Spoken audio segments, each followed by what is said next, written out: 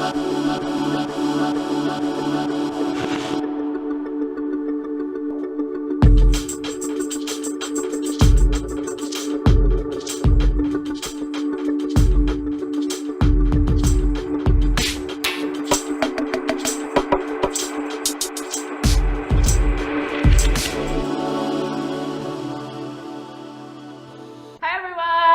good day to feel beautiful. You're back in Magna Talks Beauty with me, Shanas. And me, Sailor Mani. And Cantika. As you can see already, damn. I mean, kalau misalnya dari podcast nggak bisa ngeliat sih. Ada Cantika guys, ada Cantika. Ada Cantika Abigail di sini. Iya. Cantika Abigail. Dan dia kan, kita akan ngomongin the journey of self-acceptance. Gitu.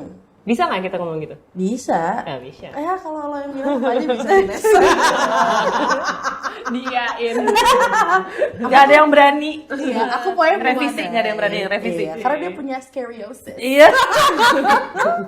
Penyakit yang menakutkan. Tapi ya, langka. Sangat langka. Yang punya lu doang.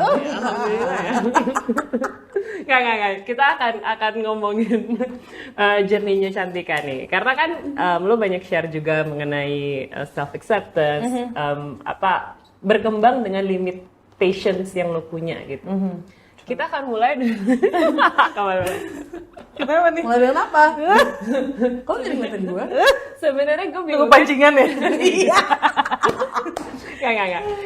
Kan kalau gue lihat lo sekarang kayaknya lo udah jadi seorang perempuan yang mungkin bisa dibilang lo datang pun sudah dengan percaya diri gitu, kayak ada dominasi lah gitu di situ. Wow. Tapi pastinya kan, nggak segue. No, bukan scoliosis. Pusing. Iya, kayak gitu. Jadi awalnya untuk menjadi seorang Cantika yang sekarang tuh journey-nya gimana sih? Wih, panjang kalau kayak gitu. 27 episode bisa ya? Bisa. Oh, baru satu tahun. Tahun. Boleh. Iya panjang sih pastinya. Cuma emang bisa dibilang gue kira-kira 2011 tuh berarti berapa tahun lalu? 9 tahun lalu lumayan terberat dalam hidup karena waktu itu masuk kuliah pertama. Kayaknya itu kayak lumayan titik dimana gue semakin pengen kenal sama diri gue lagi tuh kayaknya tahun 2011 itu tuh. Masuk kuliah pertama, terus gue pilih musik. Satu subjek yang gue suka banget selama dari umur kecil sampai mau masuk kuliah itu. Dan aku kayak, perjalanan kuliah bakal happy banget nih, nyanyi-nyanyi, lalala ketemu teman-teman yang juga suka musik gitu kan. Turns out waktu dipelajarin, musik nggak segitu menyenangkan kayak yang gue pikir. Iya, jatuhnya kok teori ya teori, pasti juga nggak seneng. Iya, tetap ujung-ujungnya mumet dan kayak semester 1 sampai 3 tuh gue benar-benar gue salah masuk jurusan gitu. Terus sampai mikir gitu, udah di titik kayak gitu dan di tahun yang sama juga tiba-tiba gue terkena lah si penyakit salah satu penyakit autoimun ini namanya psoriasis. Awalnya kayak pas tahu apaan sih ini kok gatel, kok nggak nyaman segala macem. Terus tanya nyokap gue juga kayak ini apaan ya kayak gitu, kayak di keluarga kita nggak ada yang pernah kena gitu. Jadi awalnya tuh gatel dulu. Awalnya gatel di kulit kepala. Jadi tiba-tiba kayak ini kenapa sih gatel banget, terus yang kayak setiap malam tuh garuknya heboh banget. Pagi-pagi pas mandi keramas kayak aduh perih banget satu kepala gitu. Karena luka kan, karena digaruk. Terus habis itu akhirnya periksa ke dokter. Dokter yang pertama salah diagnosa lagi. Kayak ini tungau karpet gitu. Tapi gue kayak masuk akal sih karena di tahun itu gue pertama kali masuk ke lingkungan baru yaitu kampus dan gedung kampusnya ya fakultas musik ini karpetan. Jadi gue kayak cocok logi kayak kayaknya bener tunggal nih. Gue lupa lagi tuh itu. Iya. Makasih ya udah ngingetin gue. Bakal gue pakai. Kosakatanya ya. Kita tunggu dia pakai ya. Pressure. Nah, terus habis itu dari situlah kayak tunggal nih ya. Mulai di di kosan semua dibersihin segala macem lalala. Tapi kan tiap hari harus ke kampus juga kan. Dikasih obat tapi kok nggak mempan. Akhirnya pindah dokter kedua baru akhirnya bilang kamu kena psoriasis. waduh apa itu ya gitu, bener-bener satu terms yang kayak gue nggak pernah denger, nggak segitu familiarnya. Kalau misalnya kayak accent gitu-gitu kan mungkin kita lebih sering kayak apaan tuh dok, terus dia jelasin gini-gini segala macem. Dari saat itulah, di tahun itu bener-bener yang kayak wah gila sih ini, dan gue udah mulai nyanyi kan, maksudnya udah mulai jadi performer gitu yang membutuhkan gue kadang pakai baju gimana segala macem, dan si stylist ini udah nyebar dari kepala terus ke muka, ke badan, semua ke kaki segala macem gitu. Pokoknya di tahun-tahun itulah gue sempet yang nggak pede dan apa ya, bener-bener, dan gue waktu itu masih GAC kan bertiga, jadi kan kayak kalau satu pakai baju apa ya yang lainnya harus sepadan gitu kan. Nah kadang gue BM banget kayak boleh nggak bajunya yang kayak tangannya ketutup, ininya kan celananya panjang, padahal kayak venue-nya panas banget gitu kan. Gue nggak pede dan malas ditanyain orang kayak itu kenapa gitu. Karena merah-merah. Merah ini masih ada nih ya sekarang. Nih kalau ini kayak udah sembuhan, tapi dia kayak lebih putih daripada kulit gue, jadi tetap kayak orang pasti akan itu kenapa gitu loh kan. Mending kalau orang yang beneran emang kayak berempati terus mau jelasin terus kayak oh gini-gini. Ada yang kayak takut nular gitu tuh. Sebel. Kalau gue jadi lo malah gue tempel. Oh ya, kayak gue udah punya scoliosis gitu. Gue berani. Penyakit apapun takut sama penyakit gue. Malah dipaparin ke orang. Iya, paparin. Gitu. Jadi di tahun-tahun itu bener-bener apa ya, gue kayak merasa ditempa banget. Satu hal yang tadinya nggak pernah ada selama gue 16 tahun hidup, jadinya kayak loh kok muncul nih apaan nih gitu. Dan dokter benar-benar dari dokter kedua itu langsung bilang kayak oh ini penyakitnya belum ada obat secara medis, belum ada obat yang bisa nyembuhin. Gue kayak terus dia selalu kayak kamu jangan stres dong ini. Hah? Gimana caranya? Gimana nih? You right now making me stressed. Asli, karena setiap gue ke situ dia marah-marah kan, gue jadi pulang stres ya kayak gimana sih konsepnya nih gitu. Dia mungkin kena scoliosis juga. Mungkin dia Leo atau Virgo. Gue Aries. Gak harus baik. Berarti lo terapi atau gimana sampai saat ini? Akhirnya diobatin kan. Gue pindah-pindah dokter banget sampai akhirnya shout out to Tante Titi karena dia salah satu orang yang kena juga dari masa muda dan dia kayak lumayan jadi sahabat gue untuk ngobrolin tentang hal ini gitu kayak tante aku gatel banget nih gimana, kamu lagi di mana gitu. Misalnya kalau gue lagi di luar negeri, di sini tan, di sana lagi dingin nggak? Iya lagi dingin. Nah kalau dingin tuh emang, pokoknya dia kayak udah lebih hatam kan. Kamu kurangin gluten, pasta gini-gini. Akhirnya ketemulah sama dokternya dia juga, profesor ini. Terus akhirnya udah dikasih obat minum awalnya. Cuma kayak obatnya tuh super keras kayak sebenarnya ini bukan obat psoriasis, ini obat kanker darah. Tapi kayak bisa ngobatin psoriasis. Jadi kayak oke gitu. Jadi kayak gue harus minum itu setiap hari. Terus sampai di titik dia kayak coba kamu cek dulu, cek darah supaya buat cek fungsi organ kayak siapa tahu kan soalnya obatnya keras banget kan. Takutnya kayak ada yang bermasalah. Badan gue kuatnya nih. Ternyata puji Tuhan waktu pas tes masih semuanya normal segala macam. Terus akhirnya baru berpindah ke obat suntik. Jadi gue setiap bulan suntik. Udah mungkin ini mau hampir 2 tahun lah ya, setiap bulan gue suntik. Terus masa-masa PSBB dari bulan Maret itu kan dokter gue, profesor itu sudah umurnya lanjut usia kan. Jadi dia juga gak bisa prakteknya kan. Jadi gue kayak melakukan kayak suntik sendiri di rumah. Oh gitu. Belajar kayak gitu. Berapa suntikan berarti setiap bulan? Setiap bulan tergantung kalau gue lagi kayak parah banget 2 vial gitu. Tapi ya sekali suntik. Kalau misalnya lagi enggak untuk maintain 1 vial. Tapi ya emang belum ada benar-benar obat yang nyembuhin. Cuma semakin banyak gue kayak ngomongin ini di social media, di platform yang gue punya tuh gue semakin banyak dapet info juga dari orang-orang kayak cobain obat alternatif yang maksudnya bukan chemical gitu yang kayak ini lebih herbal lalala di aku soalnya bekerja nih gitu. Jadi sekarang banyak sharing sama teman-teman juga sih. Iya, which is nice. I like how lo terbuka sekali itu on social media juga. Jadi kayak secara nggak langsung juga ngebuka ke orang kalau kayak penyakit ini ada loh di dunia ini dan kayak it's okay. Mungkin ada beberapa kondisi manusia yang memang nggak dilihatnya sebagai normal, tapi kayak we can actually like get through and that doesn't make us less than. True.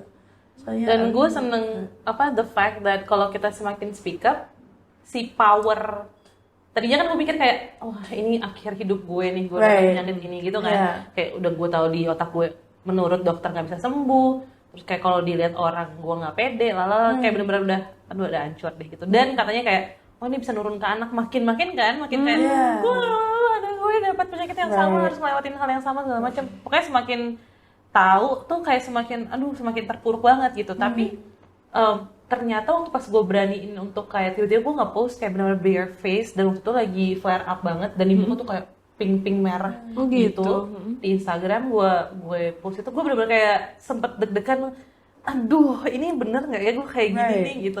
Tapi ternyata waktu pas gue ngebuka diri gue dan ngasih ke orang, power ketakutan akan si penyakit itu tuh makin kayak ringan aja gitu, kayak karena gue ngerasa ternyata banyak orang yang kena juga. Gue ngerasa kayak relate sama teman-teman, dan semakin intinya si penyakit itu semakin gak punya kuasa, ngerti gak sih, untuk di pikiran gue kayak, oh lu masa depan lu kan gini-gini tuh semakin gak ada gitu.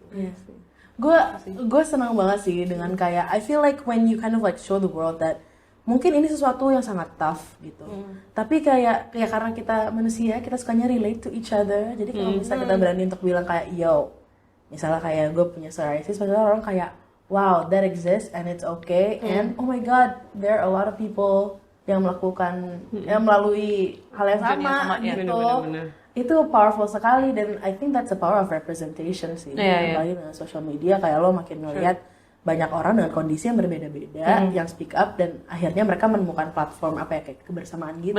Bisa sharing banget, enggak bener kan? gitu. Akhirnya burden-nya kayak dibagi. Iya, jadinya kayak oh ya udah ya kadang ada stresnya juga, tapi juga sekarang lebih gampang ngejalanin hari itu kayak ya nggak apa-apa sih, ya ini emang lagi flare up aja gitu. Jadi lebih kayak normal gitu.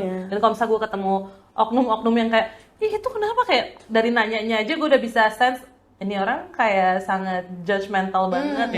Kenapa tuh gitu? Takut ketularan, atau kayak misalnya aku juga dulu sih pernah gatal-gatal, tapi untung aku nggak sebanyak kamu ya gitu. Kalau udah ketemu kayak gitu, gue kayak ini penyakitnya Kim Kardashian, gue langsung itu aja. Karena Kim Kardashian name drop gitu ya. Kayak something in common with Kim Kardashian gitu.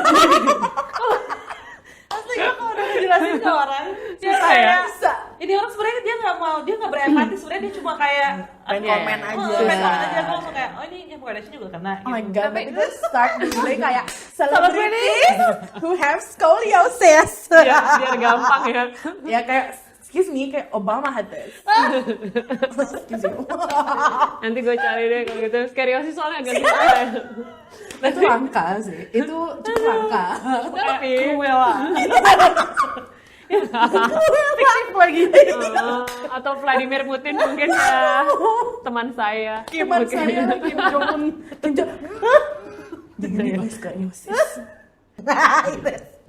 Ya tapi yang gue mau highlight kan adalah gue sangat kagum sih sama keberanian lo untuk ngomong mengenai apa yang terjadi sama badan lo dan kondisi lo gitu ya ke banyak orang.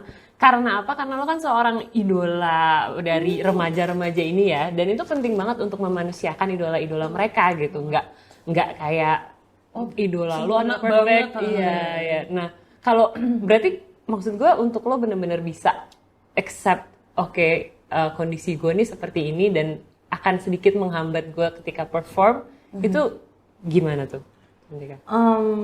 Jadi gue kayaknya apa ya bilangnya seiring berjalannya waktu gue menyadari bahwa kebahagiaan dan kedamaian hati gue adalah obat yang paling manjur. Ya betul, kayak dokter bilang kayak nggak ada obatnya lah segala macam. Tapi gue percaya banget kayak kalau di kepercayaan gue kayak agak hati yang bahagia adalah obat yang paling manjur gitu kan. Nah, ada lagi bahkan apa? Hati yang gembira. Iya, lagu gereja. Nggak tahu kan? Tuh kan, gue nggak tahu. Itu lagu sekolah minggu. Nanti aku ajarin ya, aku guru sekolah minggu. Gue bolos sekolah minggu. Enggak. Gue Nanti komsel guys. Terus waktu pas kayak gue mulai cerita misalnya ke satu orang, gue menemukan si kedamaian itu tuh gitu. Ternyata kayak waktu gue cerita, kok hati gue kayak lega, dan ternyata nggak apa-apa, nggak semenakutkan yang gue pikir. Terutama kalau gue cerita ke orang yang tepat ya pastinya. Akhirnya gue melakukan itu terus, maksudnya misalnya lagi ketemu orang, terus gue kayak ngeliat kok kayaknya sama kayak gue misalnya, karena psoriasis tuh sangat terlihat di kulit kan, jadi kayak gampang ngedetect satu orang kena atau enggak gitu. Kayak pas ngeliat, Mbak sorry aku pengen ngobrol deh, terus kayak nanya Mbak, iya nih aku, terus langsung dia curhat juga, terus gue jadi kayak wah ini kok kayak menyenangkan ya bisa cerita kayak gini. Dan itulah yang membuat gue berani untuk menggunakan platform gue sebagai wadah untuk yaudah deh gue pokoknya tiba-tiba satu hari olahraga, terus gue pas ngeliat ke matahari, terus gue kayak ngeliat handphone, gila ini kok lagi parah banget muka gue, terus gue kayak selfie, habis itu kayak bodo amat post aja gitu. Dan bener-bener ternyata emang gue menemukan kayak kuncian untuk bikin hati gue bahagia ya dengan kayak sharing ke orang gitu. Jadi seiring berjalan waktu itu yang membuat gue berani untuk ya udah emang lagi kambuh, emang lagi gatel, lain gitu ya. Emang lagi nggak sempurna nih kulitnya, ya emang ini journey yang harus gue lewatin gitu. Dan gue merasa sangat penting untuk membagikan itu instead of selalu kayak ngepost hasil akhirnya pas udah happy doang itu.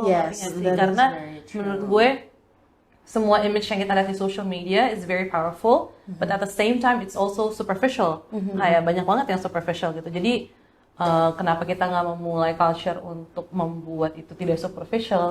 Ya udah memperlihatkan apa yang kita lewatin aja dari awal, terus journey di tengah-tengahnya, mau itu jatuhnya kayak terus lo bisa bangun lagi, ya di share aja ke teman-teman. Gitu. Iya sih. Kayak mempunyai platform untuk berbagi tuh is very important. Stay relatable and stuff.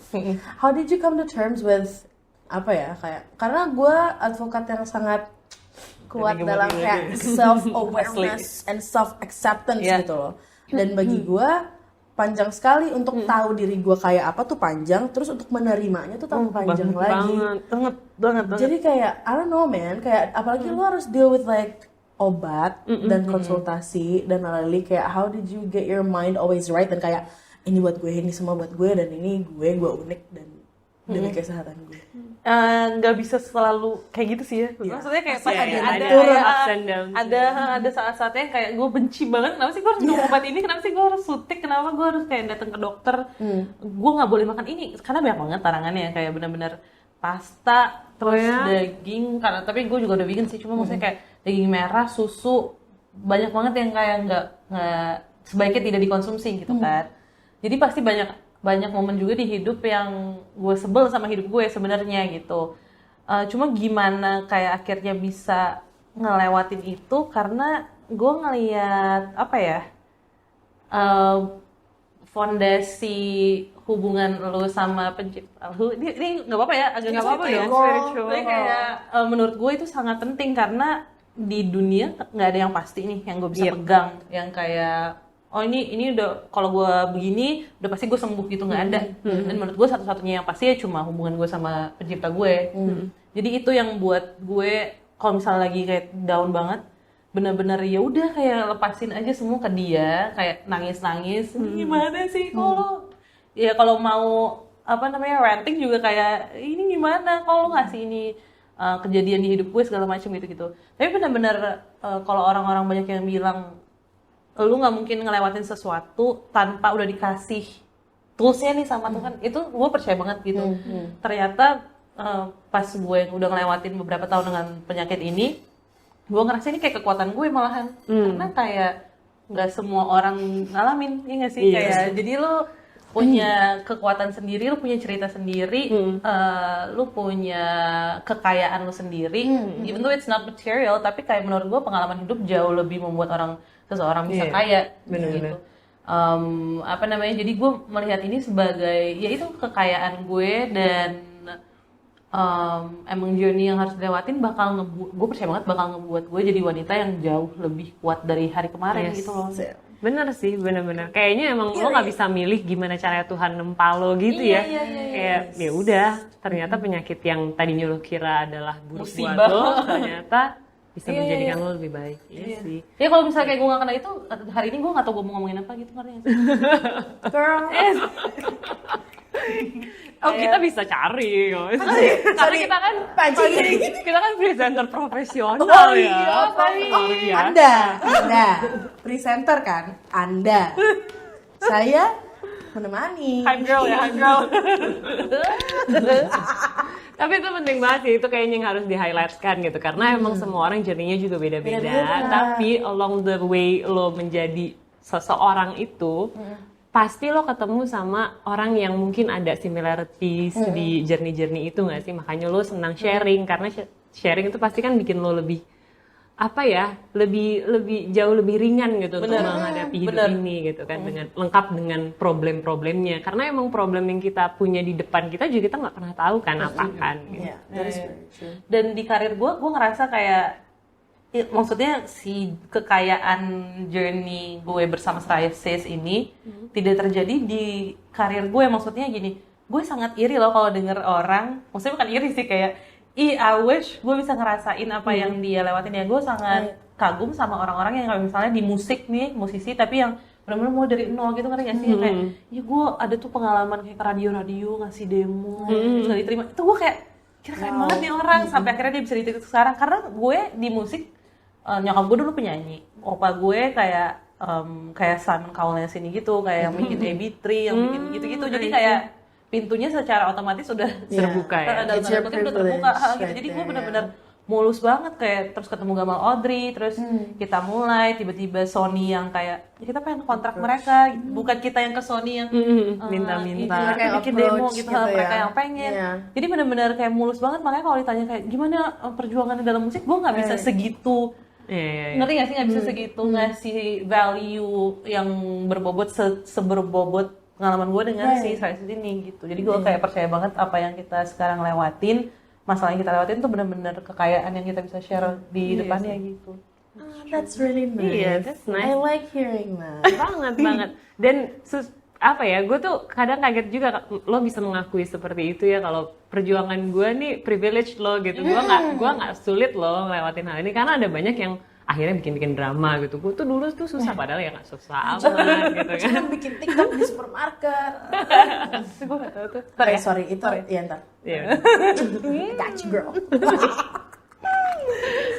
Iya sih, gue bener-bener suka sekali, dan menurut gue kalau misalnya lo tahu lebih banyak dan mencoba mengerti diri sendiri, otomatis ya, kalau misalnya kayak kebijaksanaan lo udah up there, lo jadi bisa ngerti ngelihat orang lain gimana cara lo ngeliat diri sendiri gitu. Jadi kan lo ngerti kalau oke, mungkin dari luar dia kayak gini, tapi maybe she's going through something else in her life gitu-gitu, because we go through something in your life. Jadi menurut gue itu juga suatu privilege juga gitu, untuk kayak bisa tahu apa sih kondisi-kondisi kita di dalam hidup ini gitu. Terus gimana ya cara kita bisa menanganinya dengan baik gitu. Kalau misalnya gue dulu, oh my god, like I'm gonna share this right now. Yes please. But basically kayak gue skoliosis sudah parah banget derajatnya tuh. Jadi kalau misalnya nggak tahu skoliosis itu apa, basically kayak tulang punggung gue tuh bentuknya S. Kalau orang normal ya lurus aja nih, kayak dude, kayak she normal or whatever.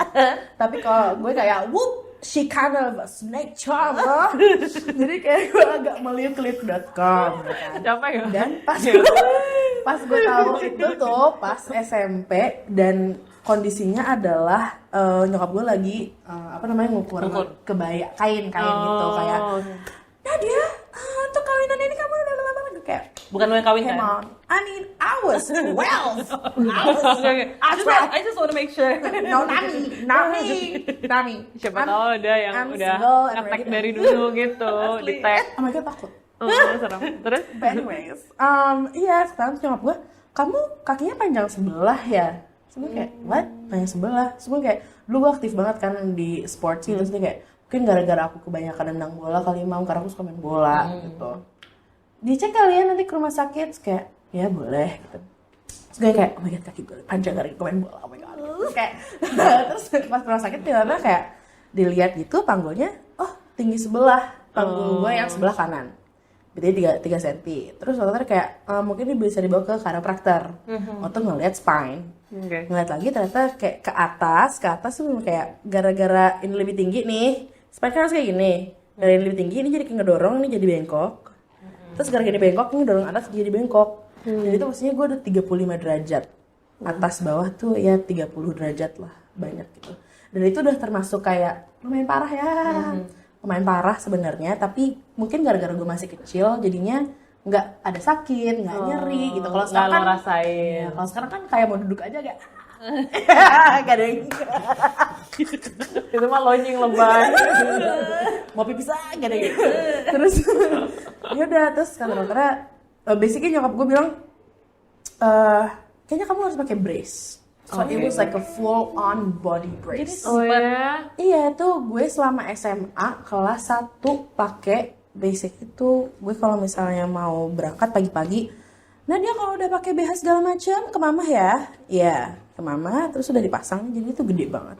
Kayak apa namanya besi, terus bawahnya tuh kayak ada agak gips gitu dari plastik.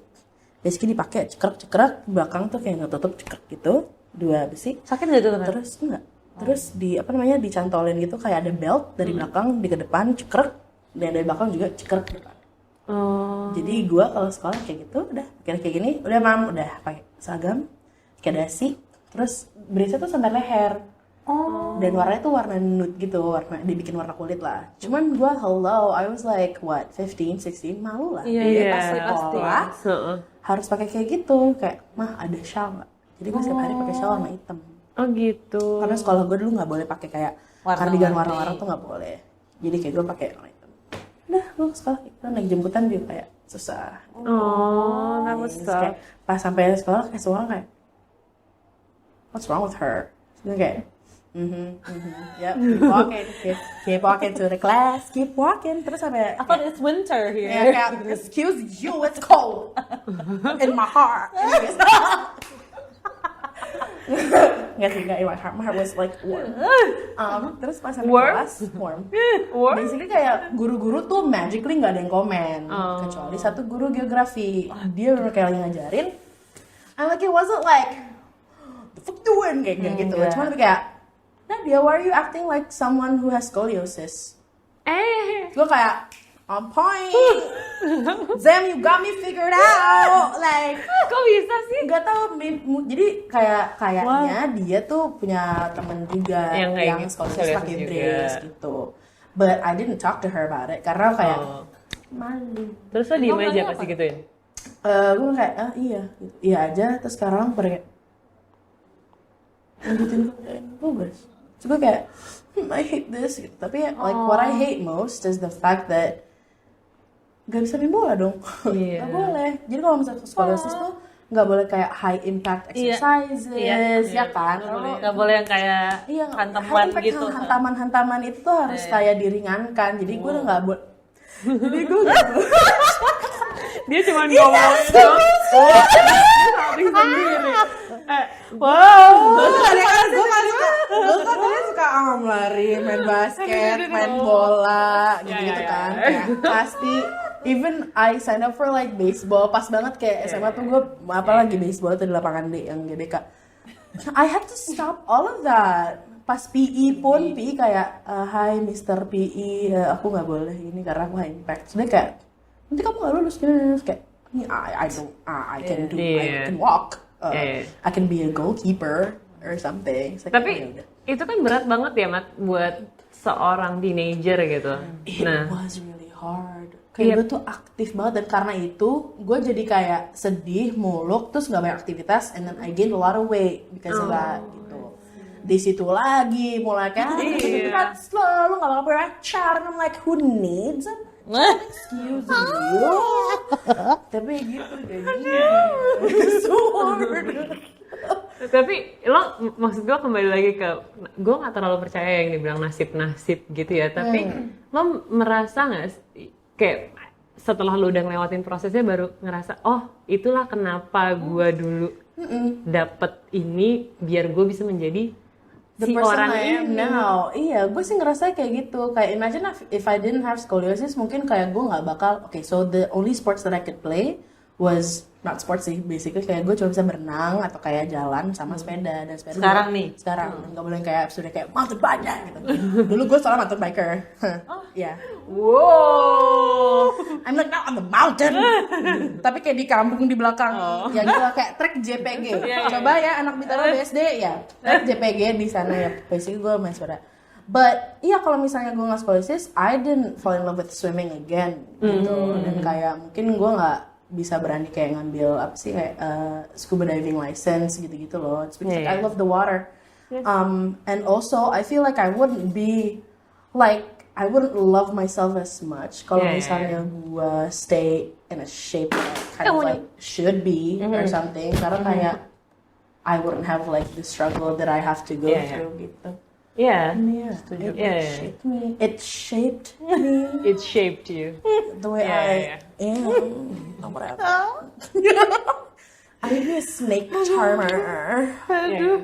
Tapi ya at the end sih kalau menurut gue highlight dari apa yang kita omongin hari ini ya. Bukan hanya self acceptance tapi juga untuk lebih sensitif nggak sih untuk ngeluarin apa ya celutukan yang nggak penting gitu kayak lo tuh kenapa sih lo tuh kok begini sih gitu. Sebenarnya lo nggak pernah tahu journey di belakang Iya. orang ini. Ya, setuju. Dan lu nggak pernah kayak tahu bobot omongan lu tuh untuk orang itu tuh segimana. Mungkin buat lu kayak cuma sepele, tapi buat orang itu kan kayak kalau itu emang insecurity-nya dia bakal langsung kena banget kan. Betul, saya sudah tidak ngomong sama beberapa orang yang menurut saya tidak sopan. Good riddance. Yes, good Biar riddance. mereka belajar sendiri dulu. Kalau udah belajar, boleh balik lagi. Iya. Ya, Kalau saya Dia kayak scoliosis. Kayak, wait, you wanna come back to my life? excuse me. What do you think you are? Tapi beneran, gue ada beberapa orang yang kayak menurut gue kayak nggak worth it deh lo untuk masuk lagi ke dalam hidup gue karena bener-bener nggak deh gitu. Maksudnya Nggak adding apapun ke hidup lu juga. kayak nggak penting yang komen-komen yang cuman gemukan lo ini lo itu lo. Bodoh amat gitu. Iya. Ya gitu. Ya Aduh, scoliosis. Jangan gitu dong. Nggak, kok you're not scary. Tapi thank you ya Cantika udah sharing sama kita. Aku gak scary kan kalau aku kayak gini apa pura-pura banget, aku fake banget ya. Dia waktu itu pernah ngaku kayak, iya aku tuh kalau bisa ketawa tuh terlalu fake. Jadi siapa sih suami lo ya? Suami gue kamu tuh bilang ketawanya ketawa gue nggak tulus katanya. Oh my god. tapi kamu ngerasain kan ketulusan dari aku? harus ada validasi, ya. Tulus bagi gue sih tulus, Mas. Bagi gue tulus banget. Tapi itu salah satu insecurity gue loh. Gue selalu dianggap orang yang tidak warm sama orang lain. Padahal gue merasa gue baik-baik aja. Menurut gue lo terlalu hot, jadi lo fiery, bukan warm. Jadi orang takut, ngerti gak sih lo kayak? Bukan cold, Bukan emang cold. mentok yang ke Iya. kanan. Ya mungkin ya. Menurut gue itu sih. Ya Ya, udah. scoliosis lah, you know. The symptoms, it's there.